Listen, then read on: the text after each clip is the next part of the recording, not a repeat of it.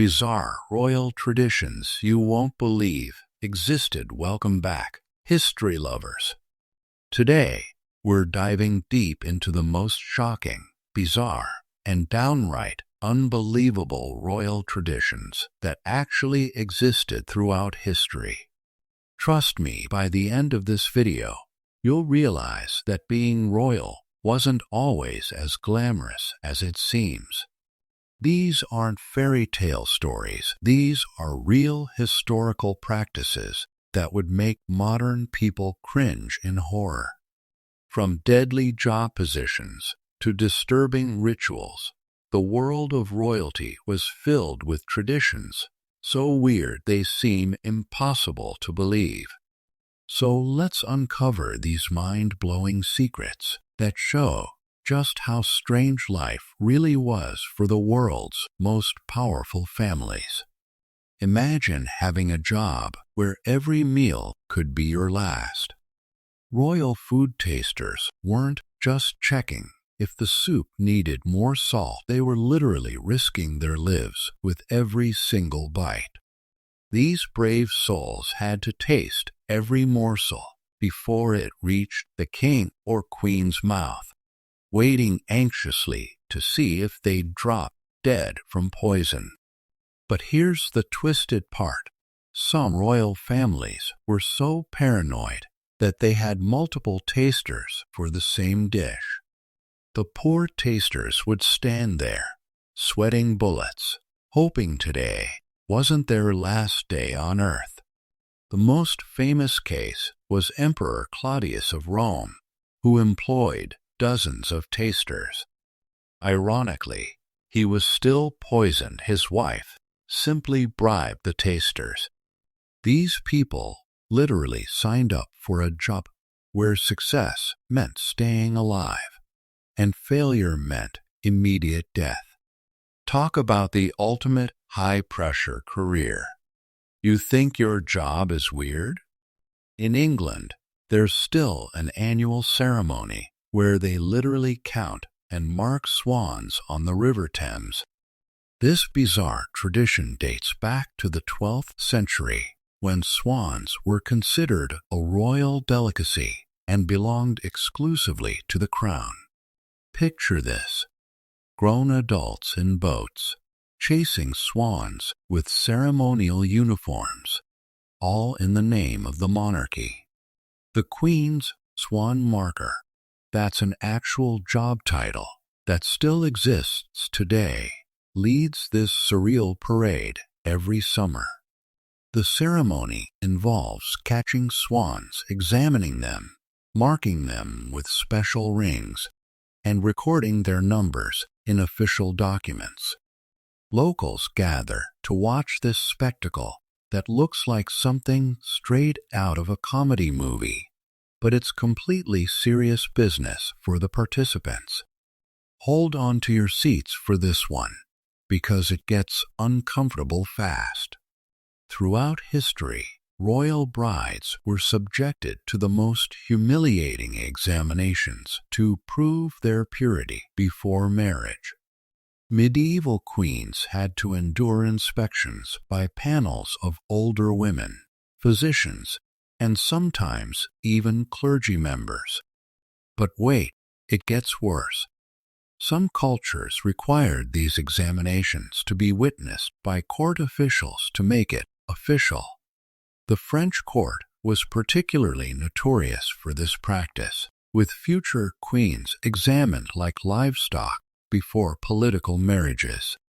Marie Antoinette herself was subjected to these degrading inspections when she married into the French royal family. Can you imagine the psychological trauma? These women had no choice, no privacy, and no dignity, all for the sake of royal bloodlines and political alliances. The practice was based on completely false medical beliefs, but it continued for centuries because it gave royal families a sense of control over their political marriages. This one will blow your mind. Royal children couldn't be punished directly because they were considered too sacred to touch by anyone other than their parents. So what did they do? They assigned whipping boys other children who would receive beatings whenever the little prince misbehaved. These poor kids grew up alongside royalty, sharing lessons and playing together, but knowing that every time their royal friend acted up, they'd pay the price with their own skin. The psychological impact on both children must have been devastating. The most famous whipping boy was Barnaby Fitzpatrick, who served Prince Edward, later King Edward VI of England.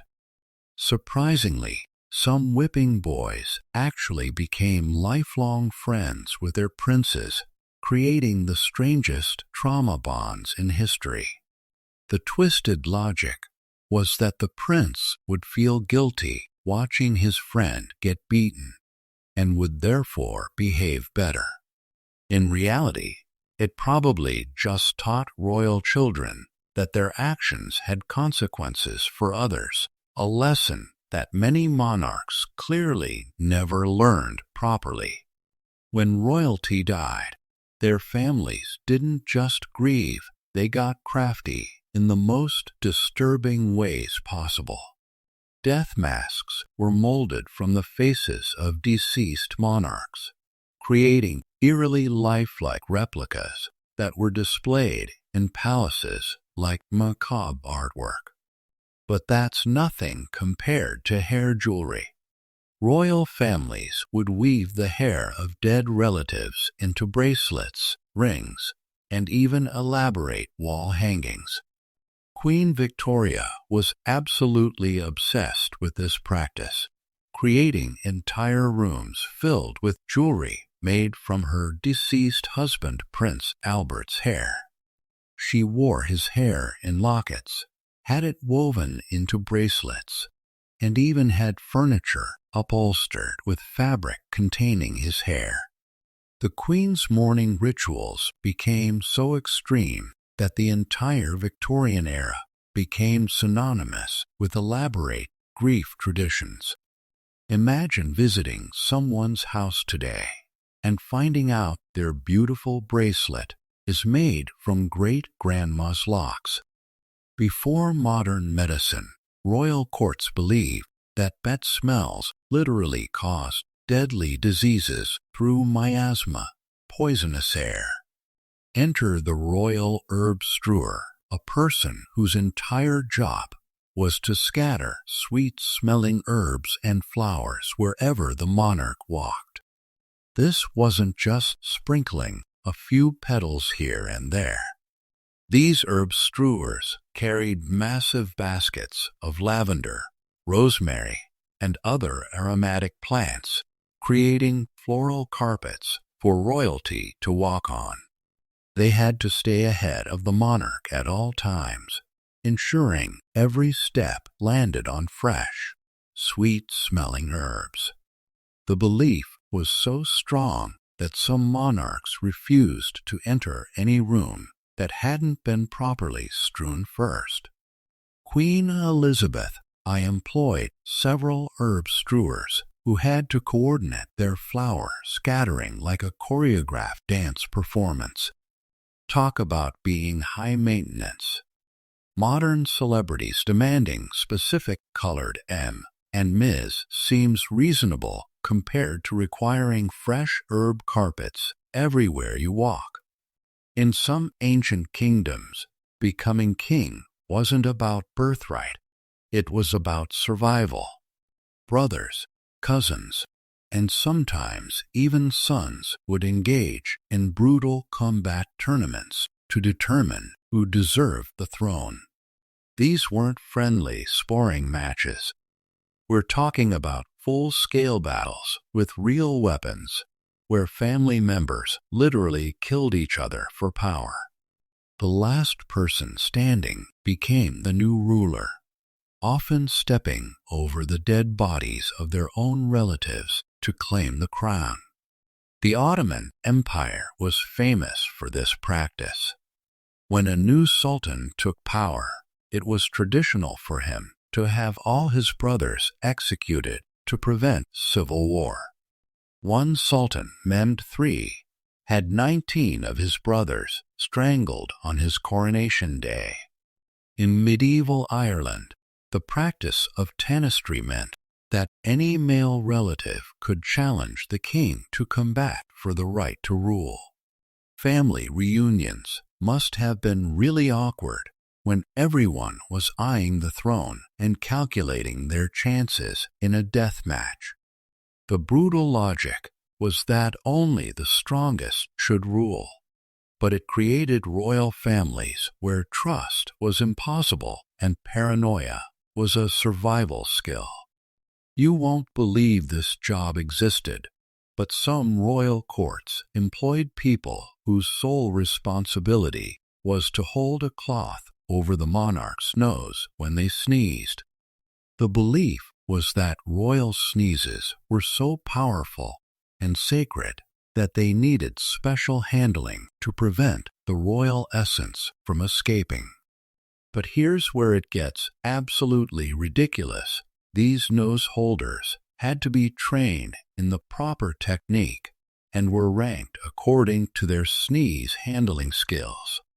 Some even competed for promotions based on their ability to predict when the royal sneeze was coming.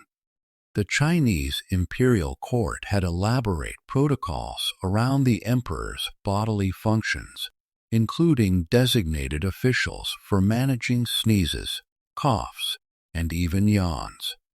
They believed that improperly handled royal sneezes could bring bad luck to the entire kingdom.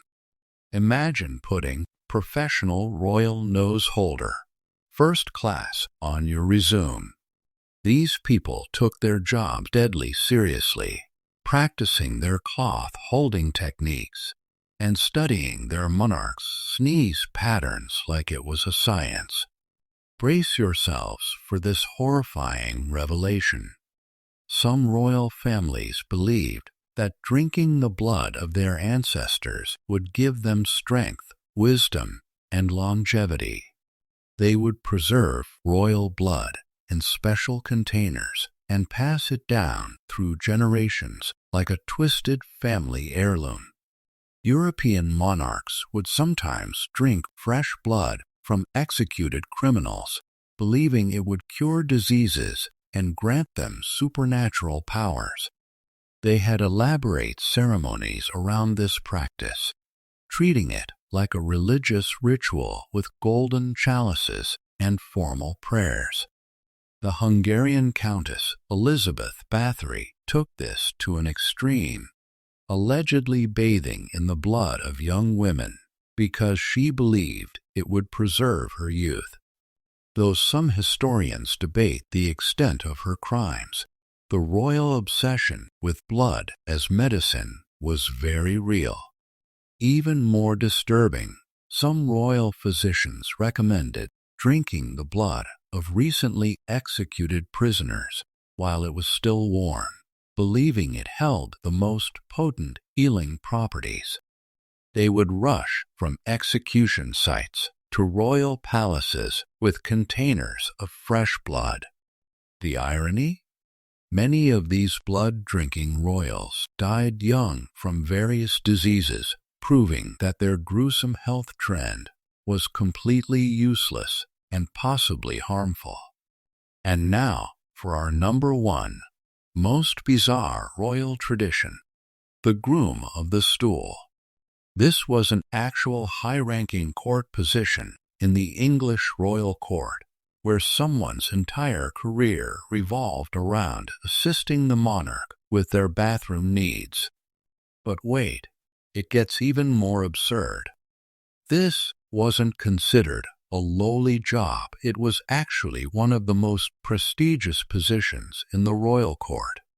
These bathroom attendants became some of the most trusted advisors to kings and queens because they had unprecedented private access to the monarch.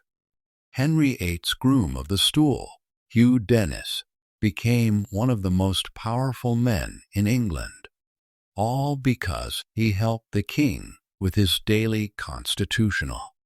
The position came with massive salaries, luxury accommodations, and incredible political influence. The job involved not just bathroom assistance, but also managing the king's private chambers, handling personal correspondence, and often serving as an unofficial therapist and confidant. Kings would discuss state secrets and make important decisions while on the toilet, making the groom of the stool privy to the most sensitive information in the kingdom. Who knew that bathroom duty could lead to such heights of power? It just goes to show that in the weird world of royal courts, proximity to power mattered more than the dignity of your actual duty. There you have it, 10 royal traditions, so bizarre they make modern celebrity culture look completely normal. From professional nose holders to combat succession, these practices remind us that power and privilege often came with the weirdest strings attached. These traditions show us that throughout history, being royal meant living in a world where normal human behavior was twisted into elaborate ceremonies and deadly serious rituals. What we consider basic human dignity was often sacrificed on the altar of royal protocol and superstition. The next time you think modern life is strange, just remember that somewhere in history, someone had a full-time job catching royal sneezes or risking their life to taste the king's dinner. History is full of surprises, and the truth is often stranger than any fiction we could imagine. These royal traditions remind us that power, wealth, and status don't always lead to a better life. Sometimes they just lead to weirder problems.